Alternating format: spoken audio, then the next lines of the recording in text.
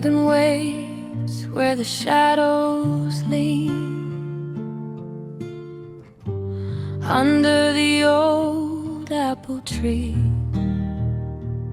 Moonlight spills on the grass below, her only witness, the breeze.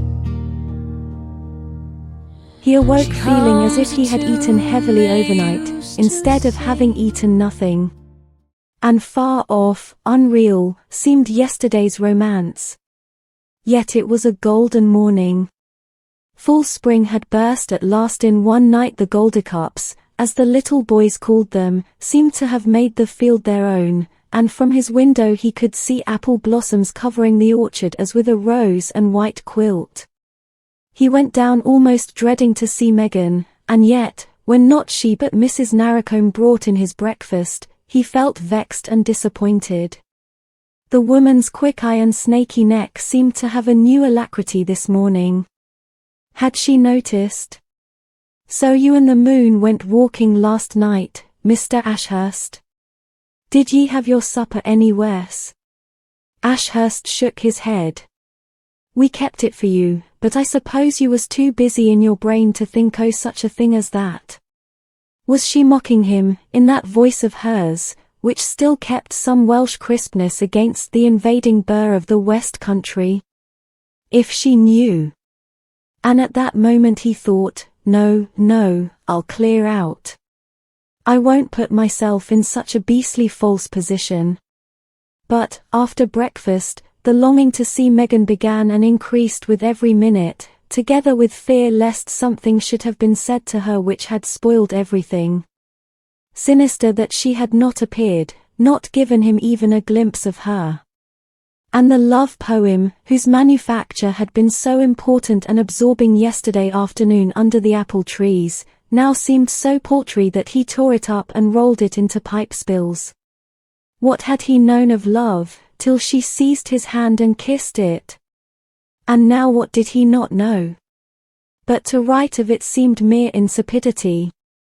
He went up to his bedroom to get a book, and his heart began to beat violently, for she was in there making the bed. He stood in the doorway watching, and suddenly, with turbulent joy, he saw her stoop and kiss his pillow, just at the hollow made by his head last night. How let her know he had seen that pretty act of devotion? And yet, if she heard him stealing away, it would be even worse. She took the pillow up, holding it as if reluctant to shake out the impress of his cheek, dropped it, and turned round. Megan. She put her hands up to her cheeks, but her eyes seemed to look right into him. He had never before realized the depth and purity and touching faithfulness in those dew-bright eyes, and he stammered. "It was sweet of you to wait up for me last night." She still said nothing, and he stammered on. "I was wandering about on the moor, it was such a jolly night. I've just come up for a book." Then, the kiss he had seen her give the pillow afflicted him with sudden headiness, and he went up to her. Touching her eyes with his lips, he thought with queer excitement, "I've done it. Yesterday all was sudden anyhow, but now I've done it." The girl let her forehead rest against his lips, which moved downwards till they reached hers. That first real lover's kiss, strange, wonderful, still almost innocent. In which heart did it make the most disturbance? "Come to the big apple tree tonight, after they've gone to bed." "Megan, promise." She whispered back, "I promise." Then, scared at her white face, scared at everything, he let her go, and went downstairs again. Yes. He had done it now. Accepted her love, declared his own. He went out to the green chair as devoid of a book as ever, and there he sat staring vacantly before him, triumphant and remorseful, while under his nose and behind his back the work of the farm went on. How long he had been sitting in that curious state of vacancy he had no notion when he saw Joe standing a little behind him to the right. The youth had evidently come from hard work in the fields, and stood shifting his feet, breathing loudly, his face colored like a setting sun, and his arms, below the rolled-up sleeves of his blue shirt, showing the hue and furry sheen of ripe peaches. His red lips were open, his blue eyes with their flaxen lashes stared fixedly at Ashurst, who said ironically, "Well, Joe, anything I can do for you?" "Yes." "What, then?" "You can go away from here. Us don't want you." Ashurst's face, never too humble, assumed its most lordly look. "Very good of you, but, do you know, I prefer the others should speak for themselves." The youth moved a pace or two nearer, and the scent of his honest heat afflicted Ashurst's nostrils. "What do you stay here for?" "Because it pleases me." "Tun't please you when I've bashed your head in?" "Indeed. When would you like to begin that?" Joe answered only with the loudness of his breathing, but his eyes looked like those of a young and angry bull. Then a sort of spasm seemed to convulse his face. "Megan don't want you." A rush of jealousy, of contempt, and anger with this thick, loud-breathing rustic got the better of Ashurst's self-possession. He jumped up, and pushed back his chair. "You can go to the devil." And as he said those simple words, he saw Megan in the doorway with a tiny brown spaniel puppy in her arms. She came up to him quickly. "Its eyes are blue," she said. Joe turned away, the back of his neck was literally crimson. Ashurst put his finger to the mouth of the little brown bullfrog of a creature in her arms. How cozy it looked against her. "It's fond of you already." I'm Megan, everything is fond of you." "What was Joe saying to you, please?" "Telling me to go away, because you didn't want me here." She stamped her foot, then looked up at Ashurst. At that adoring look he felt his nerves quiver, just as if he had seen a moth scorching its wings. "Tonight," he said. "Don't forget." "No." And smothering her face against the puppy's little fat, brown body, she slipped back into the house. Ashurst wandered down the lane. At the gate of the wild meadow he came on the lame man and his cows. "Beautiful day, Jim." "Ah. Tess brave weather for the grass. The ashes be later than th oaks this year." "When th oak before th ash." Ashurst said idly, "Where were you standing when you saw the gypsy bogey, Jim?" "It might be under that big apple tree, as you might say." "And you really do think it was there?" The lame man answered cautiously. "I shouldn't like to say rightly that 'T was there. 'Twas in my mind as 'twas there." "What do you make of it?" The lame man lowered his voice. "They do say old master, Mist Narration come o' gypsy stock. But that's telling. They am a wonderful people, you know, for claiming their own. Maybe they knew he was goin', and sent this fella along for company.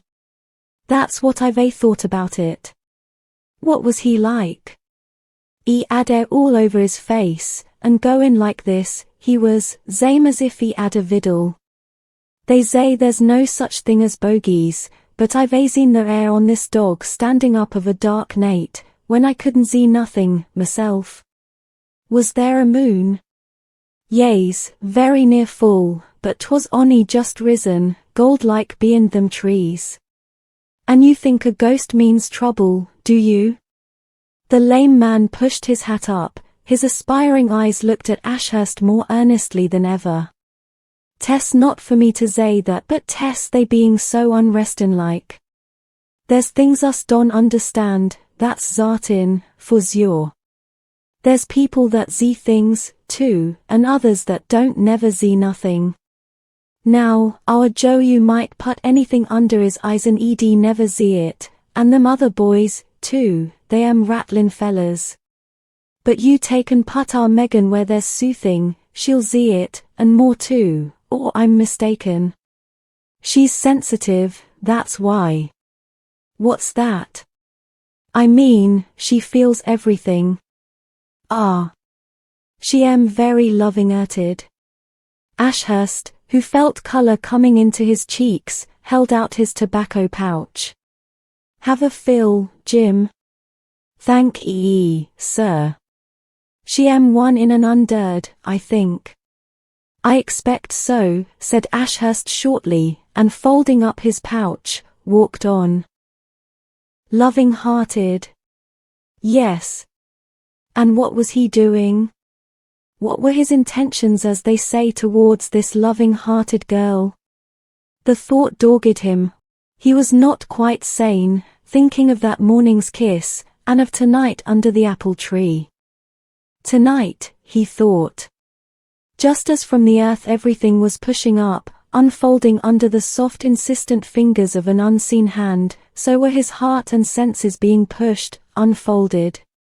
He got up and broke off a spray from a crabapple tree. The buds were like Megan shell-like, rose-pink, wild, and fresh, and so, too, the opening flowers, white, and wild, and touching. He put the spray into his coat. And all the rush of the spring within him escaped in a triumphant sigh. It was nearly 11 that night when Ashurst put down the pocket Odyssey which for half an hour he had held in his hands without reading, and slipped through the yard down to the orchard. The moon had just risen, very golden, over the hill, and like a bright, powerful, watching spirit peered through the bars of an ash tree's half-naked boughs. In among the apple trees it was still dark, and he stood making sure of his direction, feeling the rough grass with his feet. He listened.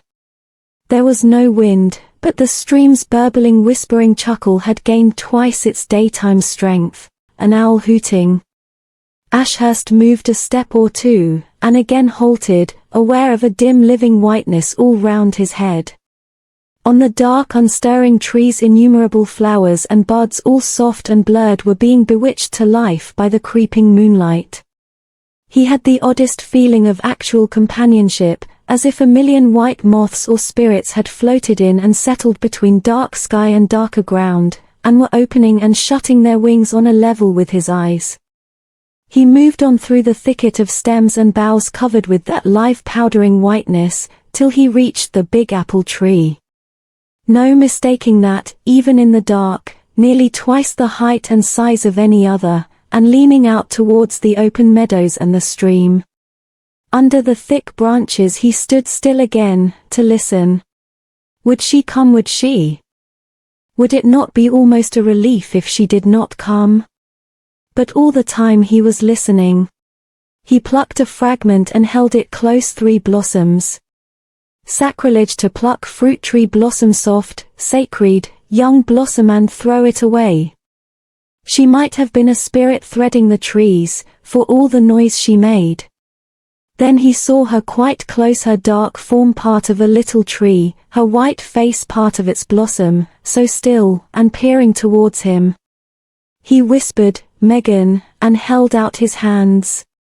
She ran forward, straight to his breast.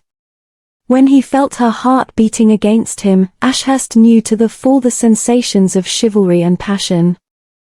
And torn between these two emotions he clasped her close, and kissed her hair. Their lips had sought each other's, and they did not speak. The moment speech began all would be unreal.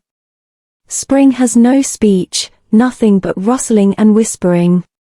While her heart beat against him, and her lips quivered on his, Ashurst felt nothing but simple rapture. Destiny meant her for his arms, love could not be flouted. But when their lips parted for breath, division began again at once. Only, passion now was so much the stronger, and he sighed. "Oh, Megan, why did you come?" She looked up, hurt, amazed. "Sir, you asked me to." "Don't call me sir, my pretty sweet. What should I be calling you?" "Frank." "I could not." "Oh, no. But you love me, don't you?" I could not help loving you. I want to be with you, that's all. All. So faint that he hardly heard, she whispered, I shall die if I can't be with you. Ashurst took a mighty breath. Come and be with me, then. Oh. Intoxicated by the awe and rapture in that oh, he went on, whispering. We'll go to London. I'll show you the world. And I will take care of you, I promise, Megan. I'll never be a brute to you. If I can be with you, that is all. He stroked her hair, and whispered on. Tomorrow I'll go to Torquay and get some money, and get you some clothes that won't be noticed, and then we'll steal away. And when we get to London, soon perhaps, if you love me well enough, we'll be married. He could feel her hair shiver with the shake of her head. Oh, no. I could not. I only want to be with you. Drunk on his own chivalry, Ashurst went on murmuring, It's I who am not good enough for you. Oh. Megan, when did you begin to love me? When I saw you in the road, and you looked at me. The first night I loved you, but I never thought you would want me. She slipped down suddenly to her knees, trying to kiss his feet.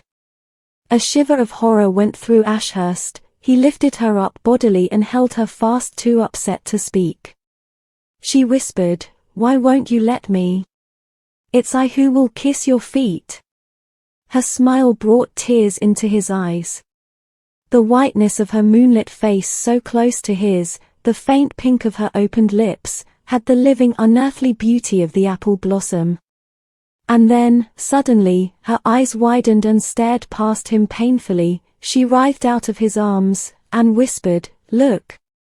Ashurst saw nothing but the brightened stream, the firs faintly gilded, the beech trees glistening, and behind them all the wide loom of the moonlit hill.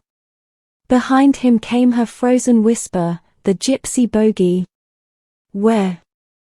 There by the stone under the trees. Exasperated, he leaped the stream, and strode towards the beech clump. Prank of the moonlight. Nothing. In and out of the boulders and thorn trees, muttering and cursing, yet with a kind of terror, he rushed and stumbled. Absurd. Silly.